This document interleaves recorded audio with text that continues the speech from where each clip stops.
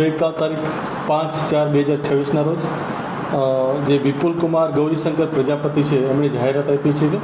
કે એમની જે દીકરી છે 3 વર્ષની મિષ્ટી એ મરણ ગયેલ છે અને જે બાબતે એમને પૂછપરછ કરતાં તેમણે જણાવેલું કે તારીખ 1/4/2026 રોજ સાંજના સમયે તેમણે આયોસી રોડ ઉપર આવેલ ઘનશ્યામ ડેરી છે ત્યાંથી ખીરું લીધેલું હતું અને એમાંથી ઢોસા બનાવી અને તેમણે અને તેમના પરિવારે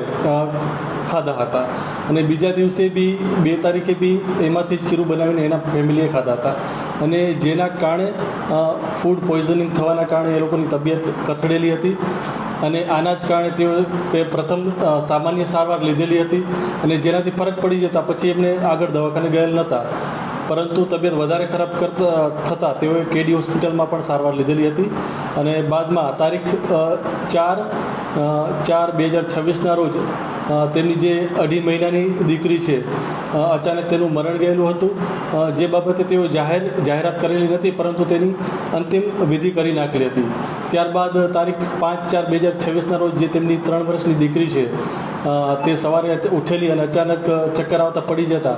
તેને કેડી હોસ્પિટલ લઈ ગયેલા હતા અને ત્યાં તેને મરણ જાહેર કરેલી હતી અને આ બાબતે ચાંદખેડા પોલીસ સ્ટેશન ખાતે અકસ્માત મોતનો ગુનો દાખલ કરેલ છે. તેમજ આ જે મરણ જનાર દીકરી છે તેનું પેનલ ડૉક્ટરથી PM કરવામાં આવેલ છે, તેમજ FSLની ટીમને સાથે રાખી તેમજ ફૂડ એન્ડ ડ્રગ્સની ટીમને સાથે રાખી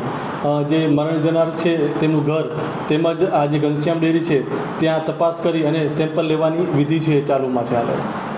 પોલીસની પ્રાથમિક તપાસમાં કંઈ સામે આવ્યું છે? ડૉક્ટરની સાથે વાતચીત દરમિયાન કંઈ હકીકત સામે આવી છે કે કયા કારણોસર આ મૃત્યુ નીપજ્યા હોઈ શકે છે? સેમ્પલ આવશે એના ઉપરથી જે ફાઇનલ આમાં જે કારણ છે જાણી શકાશે. એ પહેલાં કોઈ ફાઇનલ મૃત્યુનું કારણ કહી શકાય એમ નથી. ડેરીના માલિકની પૂછપરછ કરવામાં આવી હોય તેનું કંઈ કહેવું હોય?